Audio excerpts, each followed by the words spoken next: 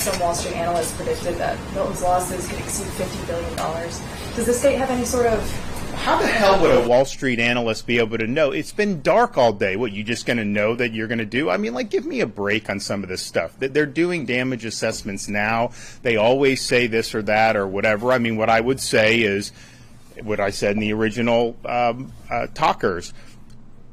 We had certain worst case scenarios in terms of going into Tampa Bay. A lot of places in Pinellas County, they had negative storm surge because it sucked the water out of the bay. So in terms of all that, where you'd see the entire Tampa Bay area underwater, that did not happen. The storm surge, it was most acute in Sarasota, and I think it was a little bit more than Sarasota got for Helene, but it wasn't like so much more. I think it was 8 to 10 feet. Helene, of course, got almost to 20 in Taylor County. And then I think the fact that the storm weakened, I think I'm not saying there's not going to be damage. There will be. It cut across the state in a way that Helene did not.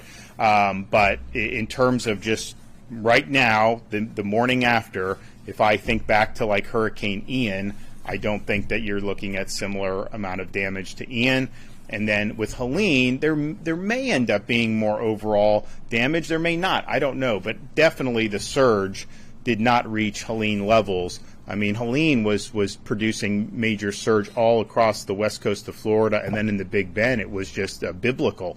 That was not necessarily what we happened here. Anything north of the storm had minimal surge on the west coast, and it was really kind of that Sarasota, Charlotte Harbor, down into Lee, Collier, but compared to what they had with Hurricane Ian, that is not on the same level. So we'll see. There'll be a lot more that'll need to be done to assess the extent of the damage. But what I think we can say is, we have a lot of resources in play here in Florida to be able to mitigate and get people back on their feet and get the state moving again. I think that's what people want. They want to get back in their homes. They want to see the roads clear. They want to see the bridges reopen. And so that's what our sole focus, so that we get people back.